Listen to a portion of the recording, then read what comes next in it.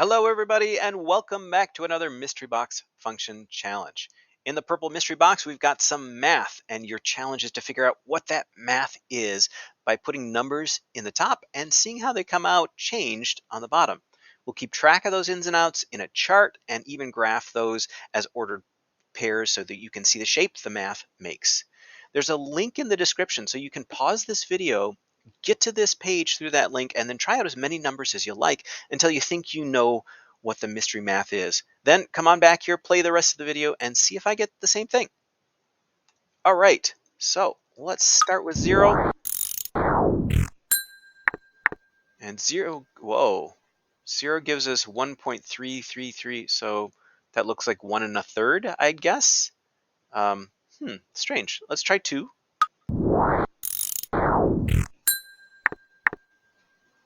All right, more repeating decimals. That looks like 0.6 repeating looks like 2/3. So 2 gives us 2/3. So if this is a line, it's got an intercept of 4/3. 1 1/3 would be 4/3, and it's got this very shallow slope. Um, let's try one more point. Actually, let's try a negative point. See if it does the same thing on the other side.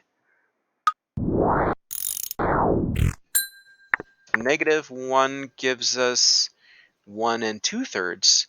So that does look like a line. I'm just going to put in a -2 to verify that, to make sure.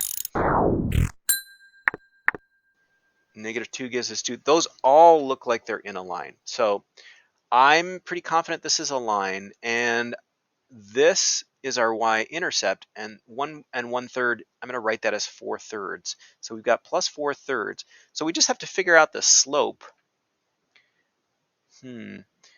So, well, I guess, from here to here, that is from 2 down to 1 2/3, that would be down 1/3 and over 1. So that would just be a slope of -1/3. So this would be f of x equals -1/3 times x plus 4/3.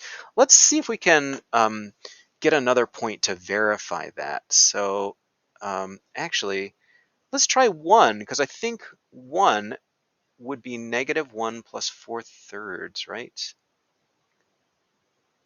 Or sorry, -1/3 plus 4/3. So that should just give us the point 1. It should show up right here.